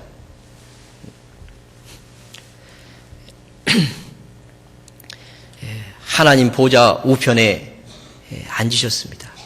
그것뿐만이 아닙니다. 많은 사람이 주님의 사랑을 깨닫고 주님의 마음을 가지고 주님의 복음을 위해서 사는 수없이 많은 사람들이 생기는 것을 미리 보셨을 겁니다. 그리고 그들을 보시고 십자가에서 벌거벗겨지고 죽으시면서도 부끄러워하지 않으셨을 겁니다. 왜요? 주님이 죽으심으로 말미암아서 주님 때문에 부끄러움을 당하는데 부끄러워하지 않는 그 일꾼들이 일어나는 것을 보셨을 겁니다. 십자가에서 다 보셨을 겁니다. 그래서 주님도 부끄러워하지 않으신 겁니다. 그리고 우리도 주님 복음을 부끄러워하지 않고 살아가는 그 삶을 살 때 주님도 우리를 부끄럽지 않게 영접해 주실 겁니다. 주님께서 친히 말씀하셨습니다. 마음에 근심하지 말라. 두려워하지도 말라. 내 아버지 집에 거할 곳이 많도다. 내가 처소를 예비하러 가느니 가서 처소를 예비하면 다시 와서 내가 너희를 나 있는 곳을 영접하리라. 그렇게 말씀하셨습니다. 영접해 주겠다고 말씀하신 거예요. 환영해 주겠다고 말씀하신 겁니다. 너무 기쁘게 받아주시겠다고 말씀하신 겁니다. 네. 그렇게 말씀하시면서 예수님께서 또 비유하신 내용을 우리는 알고 있습니다. 불의한 재물로 친구를 사귀라. 그리하면 없어질 때 영원한 처소로 너희를 영접하리라. 자, 주님만 영접하는 게 아닙니다. 우리의 도움과 우리의 희생으로 구원받은 많은 친구들이 우리를 영접하는 일이 있다고 말씀하셨습니다.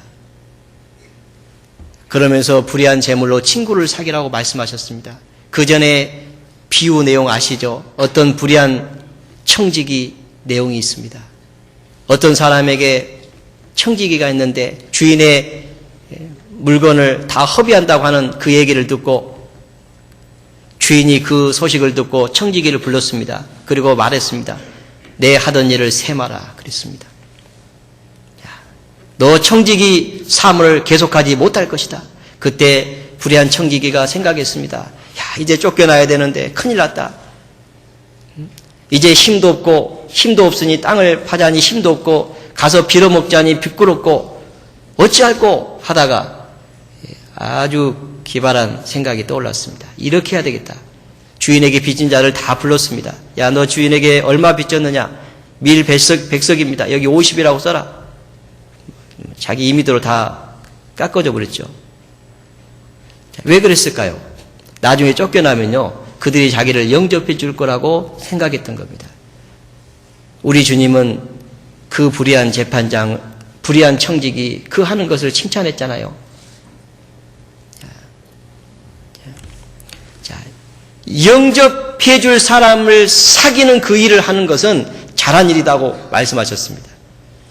그것이 없어질 때 영원한 처소에서 우리를 영접해 줄 친구를 사귀는 일을 하는 사람은 잘하는 사람이라고 말씀하시는 거예요. 지혜로운 사람이다.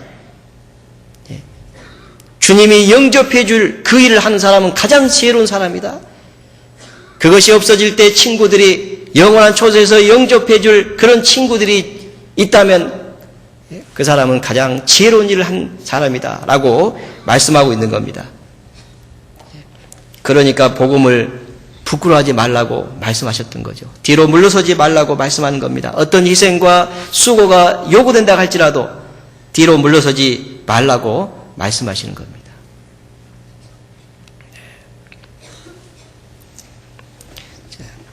그러기 위해서 우리는 이 복음을 귀하게 여겨야 됩니다. 주님이 십자가에서 완성하신 이 복음, 자기 생명을 내어놓으시고 완성하신 이 복음을 가장 귀하게 여겨야 됩니다. 하나님이 가장 귀하게 여기신 것처럼. 하나님에게 있어서 아들은 전부입니다. 아들보다 귀한 것이 어디 있겠습니까? 하늘에서 하늘문이 열리고 두 번이나 하늘에서 음성이 들렸습니다. 예수님께서 요단강에서 올라오실 때 변화산에서 변화되실 때 두 번의 음성이 들렸잖아요. 이는 내 사랑하는 아들이요 나의 기뻐하는 자라.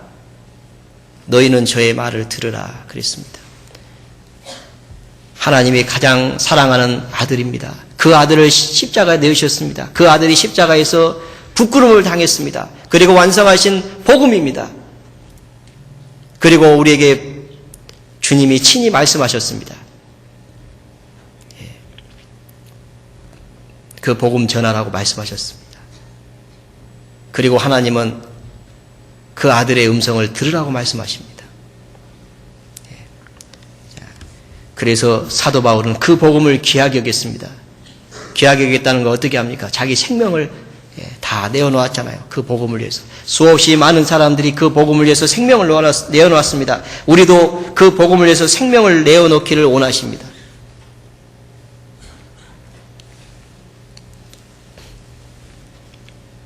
윌리엄 보덴이라고 하는 사람의 얘기를 들어보셨을 겁니다. 미국에서 낙농업을 하는 큰 부자입니다. 그 부자의 아들로 태어났습니다. 그가 고등학교 때 아버지가 세계 여행을 시켜줬어요. 그래서 세계 여행을 하는 중에 수없이 많은 불쌍한 영혼들을 보게 됩니다. 아무 소망 없이 죽어가고 있는 가난하고 불쌍한 영혼들을 봅니다. 그리고 그가 아버지에게 편지를 보냅니다. 결심을 하고 아버지에게 편지를 보냅니다. 그 영혼들을 위해서 살겠다고. 그리고 성경 뒤편에다가 글을 써놨는데 지체할 수 없다라고 하는 글을 영어로 써놓습니다. 지체할 수 없다. 그리고 돌아와서 예일 대학을 졸업합니다. 그리고 여러 군데서 취업을 시켜주겠다고요. 이제 말을 합니다. 그러나 그걸 거절합니다. 그리고 그 밑에다가 써놓은 글이 후퇴 없다. 그렇게 얘기했습니다. 후퇴 없다. 그리고 이제 얼마 있다가 인도로 복음을 전하기 위해서 출발하는데요. 먼저 이집트에 갔답니다. 그래서 거기서 준비하는 동안에 뇌망염에 걸려가지고 한 달 만에 죽습니다. 자기가 계획했던 그 일을 하지 못했습니다. 너무나도 안타까워했습니다. 그런데 그의 유품을 정리하다가 그 성경에 기록된 내용을 보고 그게 신문에 발표됐습니다. 어떤 일이 일어난 줄 아십니까? 그 보덴의 얘기를 듣고 윌리엄 보덴의 그 글을 보고 수없이 많은 사람들이 일어났습니다. 그리고 그들이 선교사로 갔습니다. 하나님은 그의 죽음을 헛되게 하지 않았습니다. 복음을 위해서 결심하고 자기의 생명을 내놓은 사람들을 위해서 주님은 수없이 많은 일을 하고 계십니다. 그런 일꾼들을 주님이 요구하십니다. 예수님께서는 제자들에게 너희는 세상의 소금이요 빛이요 그렇게 말씀하셨습니다. 너희는 세상의 소금이다. 소금이 맛을 잃으면 무엇으로 짜게 하려? 아무 쓸데없어 다만 밖에 버리운다고 얘기했습니다. 너희는 세상의 빛이다. 사람이 등불을 켜서 말 아래 두지 아니하고 등경 위에 두나니 이러므로 집안 모든 사람에게 비추느니라. 이러므로 너희 빛을 사람 앞에 비치게 하여 너희 착한 행실을 보고 하늘에 계신 너희 아버지께 영광을 돌리게 하라. 그렇게 말씀하셨습니다. 소금과 빛은 소금이 맛을 내기 위해서는 녹아야 됩니다. 희생이 필요합니다. 빛을 내기 위해서도 타야 됩니다.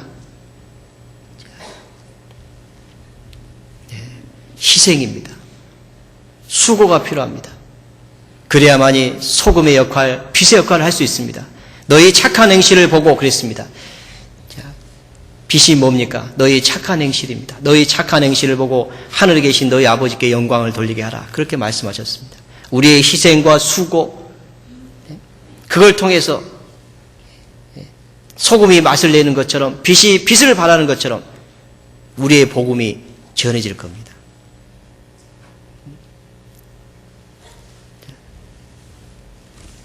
너희는 그리스도의 향기라고도 얘기했습니다. 어떤 냄새는 가까이 가서 맡아보고 싶은 냄새가 있고 어떤 냄새는 멀어지게 하는, 맡고 싶지 않은 그런 냄새도 있습니다. 우리는 그리스도의 향기라고 있습니다. 어떤 사람에게 향기가 있습니까? 희생하고 수고하는 사람들입니다.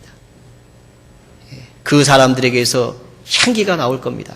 소금의 역할이 있을 겁니다. 빛의 역할이 있을 겁니다. 그리고 많은 사람들이 죽게 돌아오는 그런 역사가 나타날 겁니다. 그것을 주님께서 말씀하고 싶으셨던 겁니다. 왜 하나님께서 우리에게 어떤 어려움을 주십니까? 희생할 수 있는 기회를 주신 겁니다.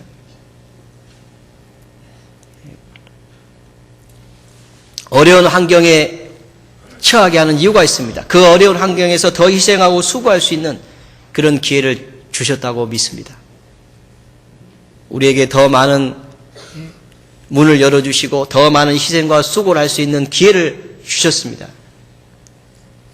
우리에게 그것이 어려움이 될 수도 있습니다. 그러나 그것을 우리에게 허락하신 것은 더 많은 희생과 수고를 주님이 원하십니다. 그리고 그것은 마땅히 해야 될 일이라고 말씀하고 계십니다.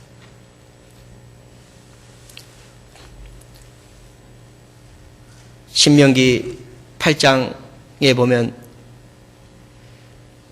광야의 길을 걷게 하신 것을 기억하라. 그렇게 말씀하셨습니다. 이는 너를 낮추시고 너를 시험하사 내 마음이 어떠한지 내 명령을 지키는지 아니 지키는지 알려 하심이라 그랬습니다. 왜 어려운 시기를 어려운 환경을 하나님 허락하십니까? 우리의 마음을 낮추고 더 희생하고 더 수고하고 그리고 우리의 마음이 어떠한지를 알아보고 싶으셨던 겁니다. 그런 상황 속에서 뒤로 물러서지 않고 담대하게 두려워하지 않고 복음을 위해서 희생하는지 수고하는지 정말 사랑하는지 그걸 알고 싶으셨을 겁니다.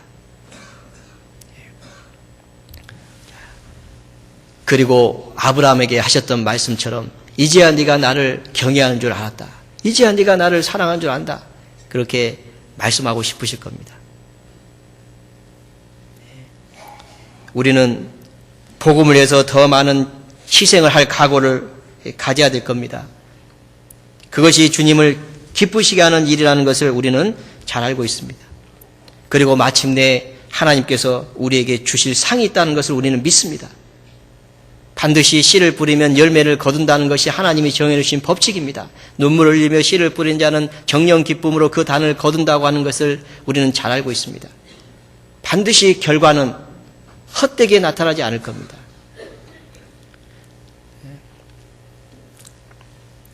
우리의 수고는 결코 허비되는 것이 아닐 겁니다. 주님의 칭찬이 있을 겁니다. 마리아가 향유값을 깨뜨렸을 때 제자들은 어찌하여 허비하느냐라고 했지만은 주님은 그렇게 말씀하지 않았습니다. 네가 잘했다라고 얘기했습니다.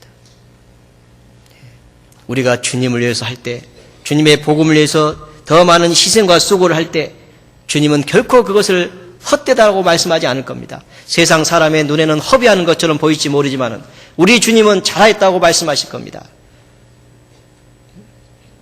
그 음성을 들을 때가 얼마 남지 않았습니다. 내 보던 일을 셈하라.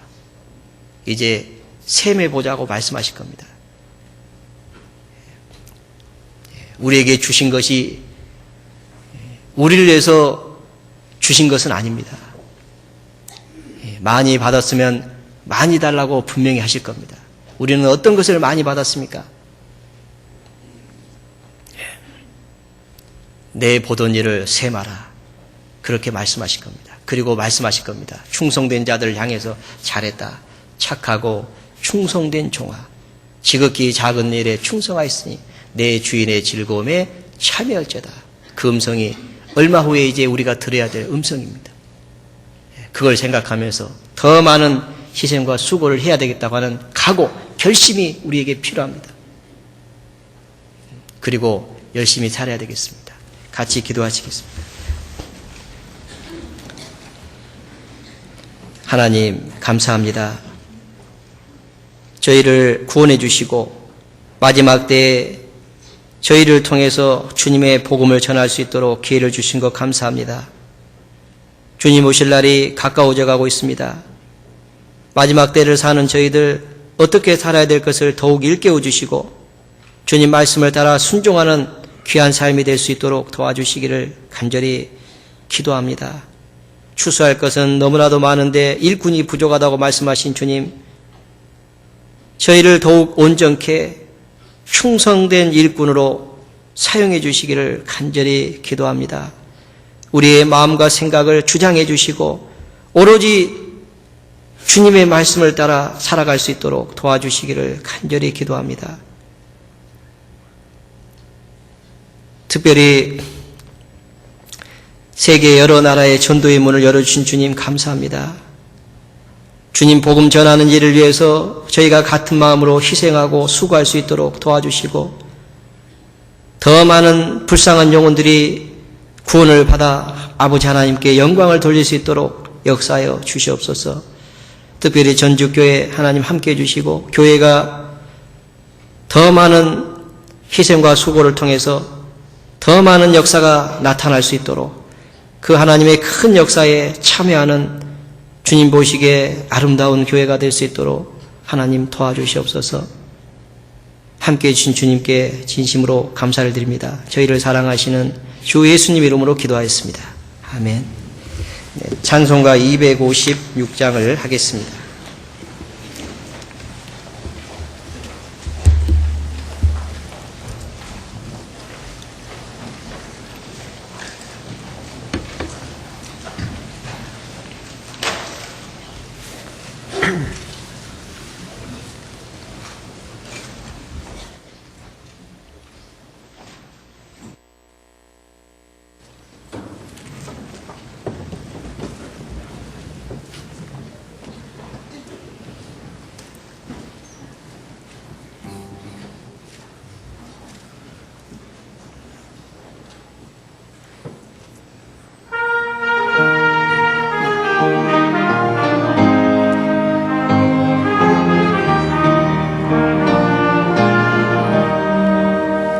눈을 들어 하늘을 보라. 어지러운 세상 중에 벚꽃마다 사한 영의 한식 소리 들려온다.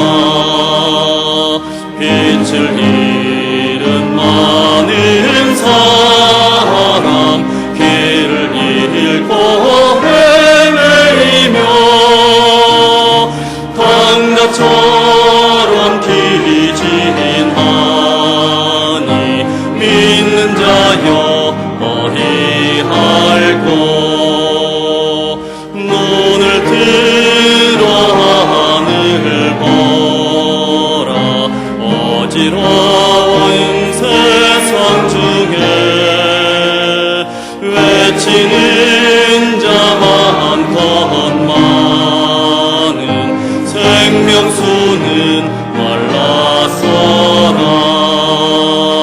죄를 대속하신 주님 선한 일꾼 찾으시나. 대답하리 어디 있나. 믿는 자여 어리할꼬. 눈을 들어 하늘을 보라. 살아계신 주 하나님 약한 자를 부르시어 하늘 뜻을 전하셨다. 생명수는 홀로 예수 처음이요 나중이라. 주님 너를 부르신다. 믿는 자여 어디할꼬. 눈을 들어 하늘 보라. 다시 사신 그리스도 만 백성을 사랑하사 오래 참고 기다리셔.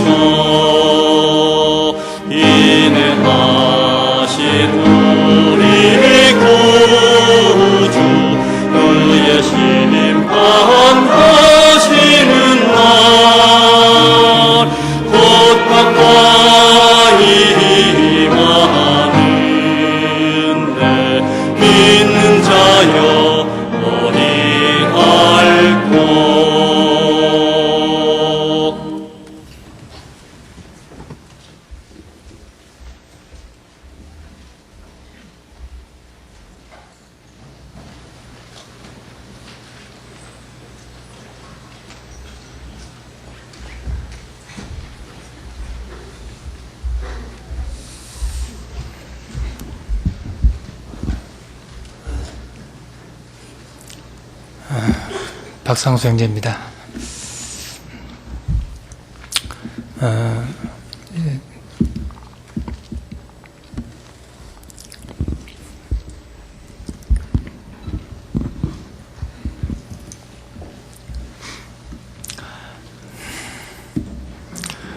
안 울려고 캔디를 좀 생각했는데 자꾸 눈물이 나네요. 저는 담임 목회를 한 적이 한 번도 없습니다. 줄곧 이제 전주에서 부사역자로 그 세 가지 그 목회관을 가지고 이제 교제를 해왔습니다. 그 첫 번째가 이제 물과 같은 사람이 되자. 그 물은 색깔도 없고 또 냄새도 없고 아무런 자기 모양도 없습니다. 그래서 어떤 그릇에 부어지든지 그 모양을 맞춥니다. 바위를 만나도 다투지 않고 피해가기도 하고 또 웅덩이를 만나면은 다 채우고 기다렸다가 넘치기도 하고 그래서 좀 여유 있고 넉넉한 그런 좀 큰 사람이 되자라고 생각을 했는데 그 두 번째는 불과 같은 사람이 되자. 물론 불은 뜨거운 열정을 설명하기도 합니다. 그러나 좀 따스한 마치 그 추운 겨울날 모닥불을 피워놓으면은 많은 사람들이 그 불 가까이 모여드는 것처럼 모든 형제 자매님들에게 따뜻한 사람이 되자. 또 세 번째는 좀 낙엽 같은 사람이 되자. 그 가을날 산행을 이렇게 해보면 낙엽들이 이렇게 많이 떨어져 있는데 그 낙엽을 밟고 있으면은 코끝을 스치는 그 낙엽 내음이 그렇게 좋을 수가 없습니다. 가장 낮아진 위치에서 그 향기를 바라는 모습이 정말 더 겸손하게 그리스도의 그 향기를 바라는 그런 사람이 되자라고 다짐을 했었는데 제가 투병하는 기간 동안에 좀 더 저를 객관적으로 이렇게 돌아볼 수 있는 기회를 주셨습니다. 생각해 보니까 너무도 제 자신이 연약하고 너무도 부족하고 그리고 너무도 교만했습니다. 그래서 그동안에 저로 인해서 혹여 알게 모르게 또 보이게 보이지 않게 마음의 상처를 이렇게 받으신 분들이 계시다면 이 자리를 빌어서 이 용서를 구합니다. 죄송합니다. 더불어서 저에 대해서 오래 참아주시고 또 배려해 주시고 사랑을 베풀어 주셨습니다. 너무도 큰 사랑만 받고 갑니다. 뭐 일일이 다 그 사랑에 보답을 할 수는 없겠지만은 대신 대전에 가서 새로운 마음과 새로운 각오를 가지고 주님을 섬길 수 있도록 또 감히 섬기겠다라고 말씀 못 드리겠고 섬길 수 있도록 기도를 부탁을 드리겠습니다. 그러면 다시 배울 수 있는 그때까지 내내 저희가 주님 안에서 항상 평안하시기를 저도 기도하겠습니다. 아무튼 감사합니다. 그리고 주님 안에서 우리 전주교회 형제자매님들 사랑합니다. 감사합니다.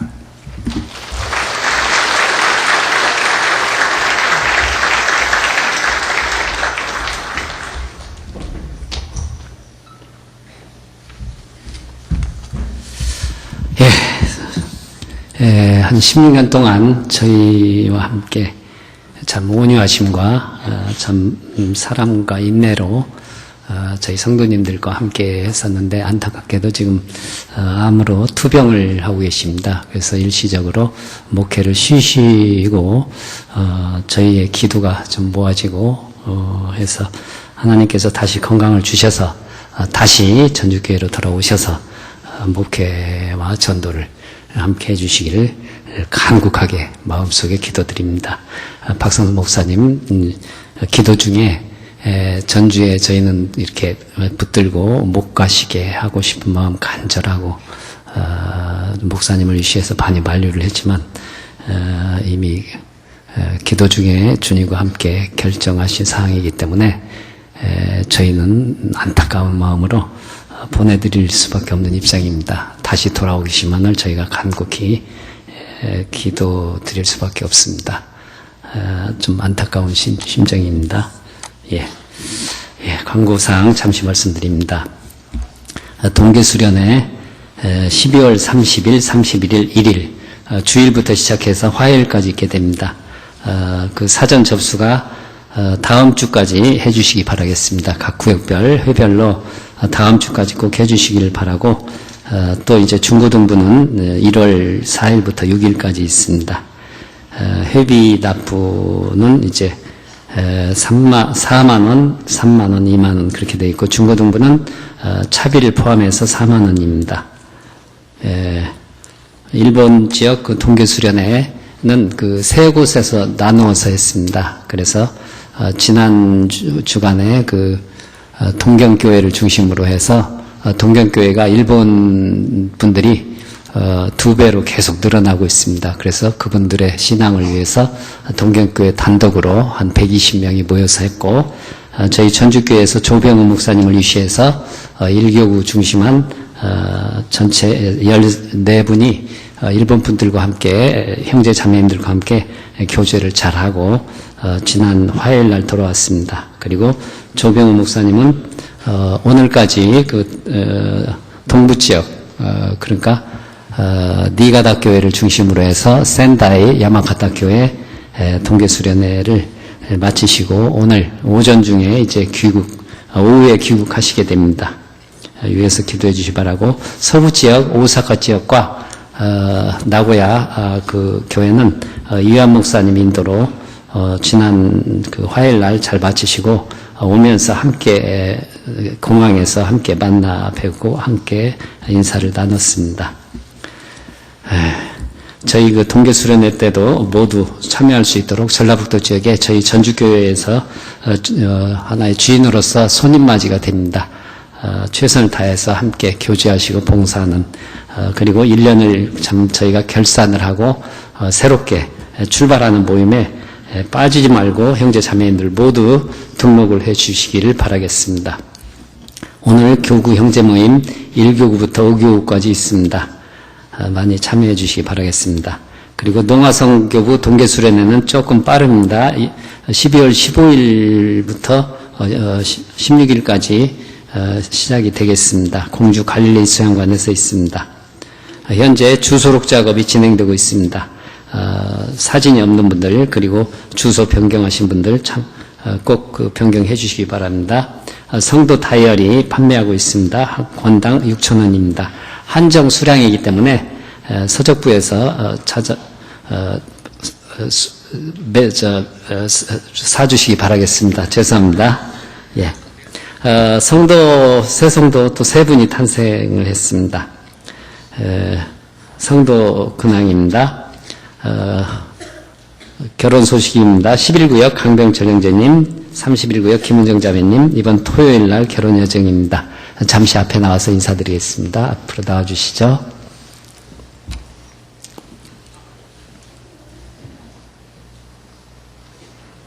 네, 그동안의 교회 봉사를 위해서 많이 수고를 담당하셨습니다. 예, 잠시. 차렷 인사, 감사하겠습니다. 이번 토요일 오후 1시 1층 소강당에서 있겠습니다. 부의 소식입니다. 16구역 정숙주 자매님 시부상 남원의료원에서 있었습니다. 그리고 51구역 김봉래 자매님 홍기성 형제의 모친이십니다. 금요일 날 주님 품에 안기시고 오늘 아침에 장례 행사를 치렀습니다. 광고사항 이상 마치겠습니다. 대단히 감사합니다.